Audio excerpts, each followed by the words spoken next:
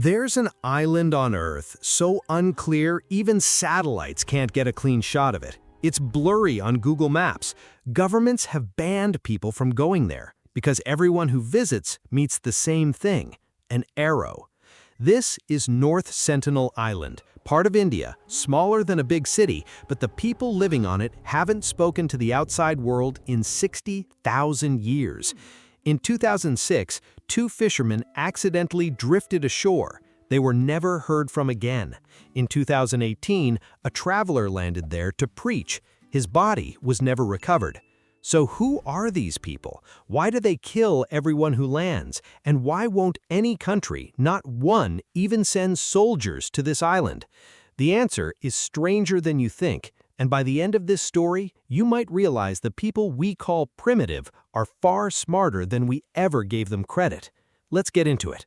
North Sentinel Island is part of India's Andaman chain, a dense, jungle-covered island of about 60 square kilometers. It's so thick with forest that even aerial surveys struggle to see through it. The people living there, the Sentinelese, are considered the most isolated human community on Earth. Estimates range from 50 to 500 people. Nobody knows the exact number because nobody has ever gotten close enough to count. Scientists believe the Sentinelese descend from one of the earliest human migrations out of Africa, arriving on this island roughly 60,000 years ago, which means we're looking at a community that's barely changed since the Stone Age. In 1880, the British were the first outsiders to set foot on the island. They captured a group of Sentinelese to civilize them on a nearby island. It was a disaster. The children got sick and died, and the survivors were returned to the island. That's when the Sentinelese learned a hard lesson. Every boat from outside brought sickness and death. From that day on, the rule was simple. Whoever showed up would be driven away before they reached the shore. In 1974, a documentary crew tried to get close. Even at a safe distance, the director was hit in the leg with an arrow. The footage still exists, proof of exactly how this community defends itself. When the 2004 tsunami hit the region, everyone assumed the Sentinelese were gone. But days later, a helicopter flying over the island spotted a lone figure on the beach, bow raised, aiming straight at the sky. They had survived. And not only that, they'd read the signs of nature and moved to higher ground before the wave even hit, using instincts modern technology still can't fully replicate. In 2006, two fishermen drifted ashore while their boat was anchored nearby. Both were killed, and when India sent a helicopter to recover the bodies, it had to pull back. Arrows were reaching even that high. The most well-known case happened in 2018.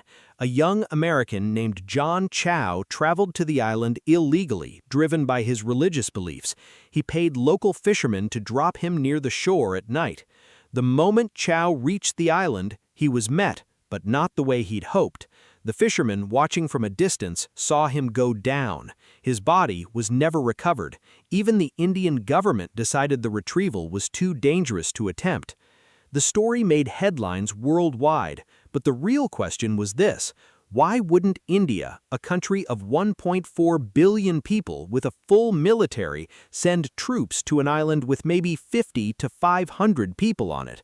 The answer: since 1956, Indian law has banned anyone from coming within 5 kilometers of the Sentinelese. The goal was never military, it's protection, because the real danger to them is us. For thousands of years, the Sentinelese have been isolated from outside diseases. Their immune systems have never encountered even a common cold. A single contact could wipe out the entire community within weeks. And history backs this up. In the Amazon, in Australia, across the Americas, countless indigenous communities weren't wiped out by war. They were wiped out by ordinary diseases outsiders carried in with them. That's why India's official policy today is eyes on, hands off. No direct contact, only observation from a distance, mostly by satellite. So is the island really invisible on Google Earth? Not exactly, it's just blurry thanks to constant cloud cover and thick jungle canopy. That's where the erased from the map myth actually comes from. No one has ever decoded the Sentinelese language either. It shares no known similarities with any language on neighboring islands, more proof of just how long they've lived in complete isolation. Experts believe the island still runs on Stone Age technology, wooden canoes, bows and arrows, simple shelters, but calling that primitive misses the point. It's a system that's kept them alive for thousands of years without needing anything we depend on. Think about that for a second. Modern humans are barely managing to survive our own diseases, wars, and environmental disasters. They've been doing it for thousands of years with zero outside help.